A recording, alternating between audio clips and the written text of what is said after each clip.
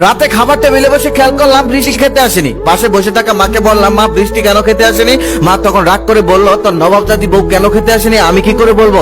মা আরো বলতে লাগলো, তোর খালাতো বোনের বিয়ে হয়েছে 2 বছর আগে, 2 বছরের মধ্যে তার ফুটফুটে একটা সন্তান হয়ে গেছে, আর তুই ভালোবেসে একটা মেয়েকে বিয়ে করে আনলি, 4 বছর হয়ে গেল, 4 বছরেও সে তোকে একটা সন্তান দিতে পারলো না। মায়ের মুখে এমন কথা শুনে আমি রাগ করে খাবার থালা রেখে সেখান থেকে চলে গেলাম। মা তখন বলতেছে, তোর বউয়ের কথা কিছু বললেই তুই রেগে যাস, আসলে ভালোবেসে বিয়ে করে তুই বউয়ের গোলাম হয়ে গেছিস, আমার কষ্ট তুই কি করে বুঝবি? আমার বয়স হয়েছে, আমার কি ইচ্ছে করে না একটা নাতি নাতনির মুখ দেখতে? আমি তখন সেখান থেকে রুমে চলে গেলাম। রুমে গিয়ে দেখলাম বৃষ্টি বিছানার এক কোণায় শুয়ে আছে, আমিও বিছানার এক সাইডে গিয়ে শুয়ে পড়লাম। তারপর বৃষ্টি আমাকে জড়িয়ে ধরে বলতেছে, দেখো আমাদের 4 বছর হয়ে গেল, সন্তান আদি কিছুই হচ্ছে না, চলো না একবার ডক্টরের কাছে যাই, দেখি ডক্টর কি বলে। আমি রাগ করে তাকে সরিয়ে দিয়ে বললাম, ডক্টরের কাছে গিয়ে আমি কি বলবো? আমি ডক্টরের কাছে গিয়ে এইসব কথা বলতে পারবো না। আর তুমি কি জানো ডক্টর কিরকম নোংরা নোংরা প্রশ্ন করে? বৃষ্টি তখন বলতেছে, তুমি এই যুগে এসেও এটা কেমন কথা বললে? এই যুগে এমন কথা মানায় না, প্রবলেম হলে তো বলতেই হবে, না হলে তো সমাধান হবে না। আমি তখন বৃষ্টির উপর রেগে গিয়ে বললাম, তুমি কেমন মেয়ে? 4 বছর হয়ে গেল, 4 বছরের মধ্যে তুমি আমাকে একটা সন্তানও দিতে পারলে না।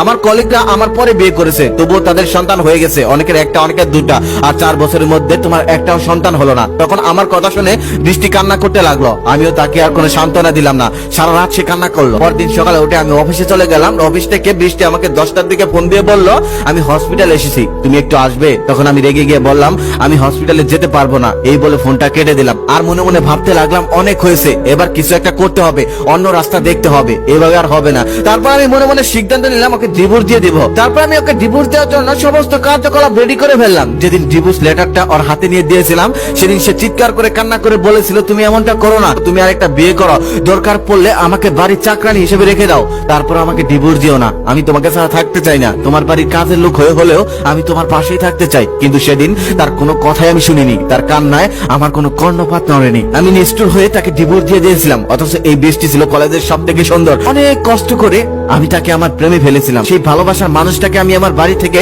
ডিভোর্স দিয়ে তাড়িয়ে দিলাম। একটু আমার কষ্ট হয়নি সেদিন। এভাবে 6 বছর কেটে গেল। 6 বছর পর একদিন আমি একটি শিশু পার্কে গিয়ে বসে বসে বাচ্চাদের খেলাধুলা দেখছিলাম। ঠিক সেই সময় দেখলাম একটা মেয়ে আসতেছে, নীল শাড়ি পরা। সে আমার কাছে আসতে আমি বুঝতে পারলাম এটা সেই মেয়েটা বৃষ্টি, যাকে আমি খুব ভালোবেসে বিয়ে করেছিলাম। আবার একটা মাত্র সন্তানের জন্য তাকে আমি বাড়ি থেকে অপমান করে তাড়িয়ে দিয়েছিলাম। সে আমার পাশে এসে আমার পাশে সিটে বসার অনুমতি চাইলো, আমি মাথা নাড়িয়ে অনুমতি দিলাম। তারপর সে বসে কিছুক্ষণ পর বলতেছে, এমন হয়ে গেছো কেন? চুলগুলো এলোমেলো কেন?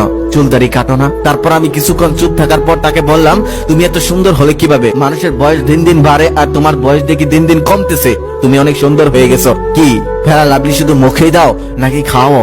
তখন সে হাসি দিয়ে বলল, তোমার মজা করার স্বভাব দেখি এখনো যায়নি, এখনো আছে। তুমি কি জানো কলেজে তোমার মজা করার স্বভাব দেখে আমি তোমার প্রেমে পড়েছিলাম, তবে বিয়ের 1 বছর পর থেকে তুমি আর কখনোই আমার সাথে মজা করনি, আর হেসে খেলে কথা বলনি। যাই হোক, নতুন সংসার কেমন চলছে? তখন আমি বললাম, আমার আবার সংসার, বাবা মার পছন্দ মতো একটা মেয়েকে বিয়ে করেছিলাম, তবে 2 বছর হয়ে গেল কোনো সন্তান হচ্ছে না। তারপর ডক্টরের কাছে গেলাম। ডক্টর বলল, সমস্যাটা নাকি আমার স্ত্রীর না, সমস্যাটা আমার, কিন্তু ভালোভাবে চিকিৎসা করলে ঠিক করা সম্ভব। কিন্তু আমার সেই স্ত্রী এটা মেনে নেয়নি, সে আমাকে ছেড়ে চলে গেছে। তারপর আমি আর বিয়ে করিনি। ঠিক সেই সময় ছোট্ট একটা বাচ্চা দৌড়ে এসে বলল, আম্মু আম্মু, আজকে আমি বাবাকে দৌড়ে হারিয়েছি। তার পিছনে একজন ভদ্রলোক আসলো, সে আমাকে দেখেই বলতেছে, সোহাগ ভাই কেমন আছেন? আমি অবাক হয়ে তাকে বললাম, ভাই আপনি কি আমাকে চিনেন? তখন সে আমাকে বলতেছে, বৃষ্টির মুখে আপনার এত কথা শুনেছি যে আপনাকে চিনতে আমার কোনো কষ্ট হয়নি, প্রথমবারই বুঝে গিয়েছি আপনি সোহাগ, আমি 100% শিওর। আর আপনাকে অসংখ্য ধন্যবাদ, সেদিন আপনি বৃষ্টিকে ডিভোর্স দিয়েছিলেন বলে।